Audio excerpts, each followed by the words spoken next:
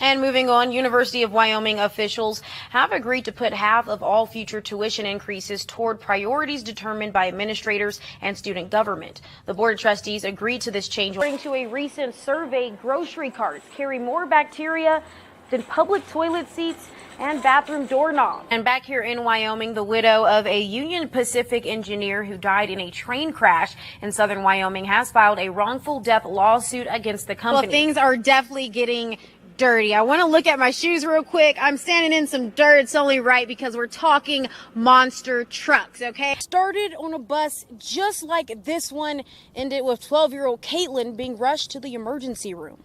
Suspect has been identified in the August ATM burglary at a Sinclair station in Cheyenne. Capital City Police say Jacob Bloch Ford is responsible for trying to steal an ATM from. According to the victim, it was after she was asked to step outside of her vehicle. Here, there's actually a black heart spray painted, but still just a few steps away. Even more offensive words covering the wall. I am for it. I love a spicy chicken sandwich, and if it's from Chick-fil-A, it's even better. Water and a flashlight. You might also want to bring snacks and an iPhone charger. I mean, this is probably about maybe my height. I can actually, squeeze in here if I... All right, and with the shutdown temporarily over, Yellowstone National Park employees are returning to work. The park officially reopened Sunday with over 115 workers returning to their posts throughout. I'm live outside of the preserve at Greenway apartment complex, where last night police were dispatched to the report of a shooting. Now, I'm going to go back to the video that I saw of you making that first score of the game. What was your feeling after the ball went into the goal? It was actually really amazing. Hammers in hand, working to build a home year-round for a family in need of shelter. We've got dipped strawberry and chocolate. We've got Oreo hot cocoa, right? This is pumpkin pie. And then lastly, we have snickerdoodle cookie dough, okay?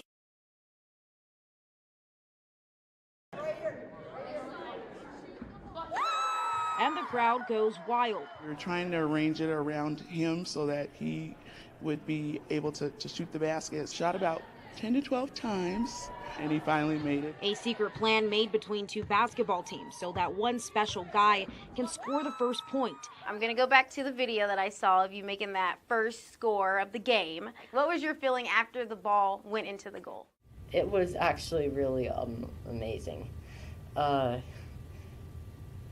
It was just really great for me to get that shot in for the team. What did it make you feel like when the plan you guys executed actually was successful? Just seeing Nate super excited to score the first shot. Yeah, and how he ran back. Yeah, he ran all the way back and jumped against the wall and was so excited for the rest of the game. Me and Jack, we've been friends since 7th grade, right, Jack? Wait. Yeah. Nate doesn't let his disability define him. On top of solving a Rubik's Cube in under a minute, he plans to try out for high school basketball next year. In Casper, Stefanich-Haynock, K2 News.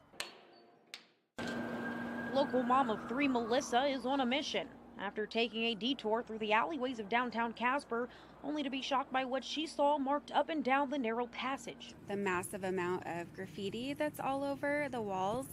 A lot of the language is not appropriate for children who are able to read. Offensive words, phrases, and even images spray painted in red, yellow, and blue, ranging from the word loser to more vulgar and provocative language. Not all of the graffiti is offensive. If you look right here, there's actually a black heart spray painted, but still just a few steps away, even more offensive words covering the walls. Melissa took to Facebook to ask the community for help to clean off the graffiti. Many people jumping to help while others expressing they could care less. A lot of people gave the laughing reaction on the post, which if it's funny to them, it's important to me just because this impacts my children, other children. Of the many corners marked by spray paint, one a 7 Wonder of Casper, the spiral staircase located in the alley on Center Street. It's just unfortunate. This is something that Casper is known for, and it's covered in graffiti. The cleanup effort will most likely take place once the weather warms up. Everyone encouraged to lend a helping hand. In Casper, Stefanich-Haynock, K2 News. It still haunts me to think that I was hopeless against them because it was 3 against 1. This is 12-year-old Caitlin. and she has spent the last week on her living room couch, recovering from multiple injuries following an alleged attack by classmates after hopping off of the school bus. It's that horrible, sickening feeling in your stomach as a parent to hear your child crying and know that something is very wrong. Caitlin says after 3 classmates threw trash at her repeatedly during a bus ride home, even poking her in the side over and over, she stood up for herself, confronting who she calls bullies after exiting the bus, resulting in multiple injuries. He started punching me. I'm not it was one girl, and then I believe the 2 other girls jumped in at some point in time. And then after a while, what felt like hours, possibly only minutes. What started on a bus just like this one ended with 12-year-old Caitlin being rushed to the emergency room. Doctors confirm Caitlin had a severe concussion, scratches and bruises, welts in her head, and a busted lip. But the school district says they can't take immediate action, not until the investigation is complete. There's resources, cameras on the bus, which help out with the investigation or the inquiry, and that takes some time. There's a lot of students on the bus, a lot of film, and that takes some time to break that down to get the information out to the schools, to myself, to the transportation division. She endured nearly 30 to 40 minutes of them harassing her on a bus where she was unable to go anywhere. And again, to realize that their expectations are unrealistic. The incident is under investigation. According to mom Amber, Caitlin and the other girls involved are all facing suspension. I really hope that someday this will all just seem like a bad dream to me, but with all the pain I've been going through, the suffering, I just wanted to end. Is the season for giving. A secret shopper in Kmart bringing new meaning to the word generosity, paying off the entire store layaway. One mother shocked and thankful. My mother actually received a call. She was a little confused. She was like, Kmart, why is Kmart calling me? And that's when I was like, just answer it. And then she answered it.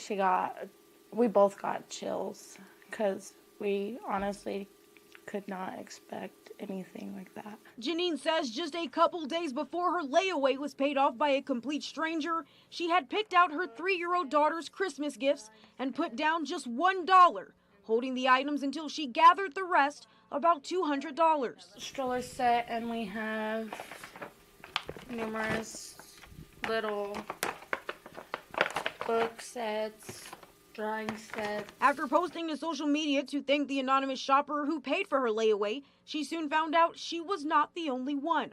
According to a manager at Kmart, an anonymous shopper came into the store and paid everyone's layaway off. Kmart says the secret shopper wanted to remain completely anonymous. We couldn't be any more grateful for this. We've had a really troubling year, and I'm sure many of others have too. And it was the generosity of it was, we just couldn't be more grateful, and it was a super tremendous Christmas gift to us. A Casper woman will no longer be going for a run along the North Platte River after being attacked by a strange man. The victim, who would like to keep her identity concealed, was training for an upcoming marathon before being violently attacked. First thought was, this somebody I know, and then I quickly realized it wasn't. He threw me to the ground, and he was on top of me, and he was tugging at my running belt, but I was also really scared because I was under the underpass, and I was terrified that he might rape me. Jesus Rodriguez was arrested in connection to the attack. Police say Rodriguez was under the influence of alcohol when he assaulted the victim under a nearby bridge. Officials say Rodriguez has gang affiliations and a violent history. Based on a very good description from her and from another person in the area, we were able to find the subject relatively quick. The victim suffered scrapes to her legs and knees, but was able to scream and run away to safety. The suspect remains in custody. I'm scared of all the running trails in Casper, to be honest. Like I used to run around the trails in Denver all the time, and I never felt unsafe, and now I'm scared to run anywhere but on the sidewalks on the road of a major street. In Casper, I'm Sefina Chainon. We all know the risk every time we get on the back of a bull, we know the risk, but we were all born to do it, I guess. Watch closely as the moment a bull crushes the chest of its rider is caught on video. I remember most of my ride. I remember getting on the bull and it stepping on my chest, and I remember getting up and running to the chute. And he doesn't remember anything else. Gray was left unconscious.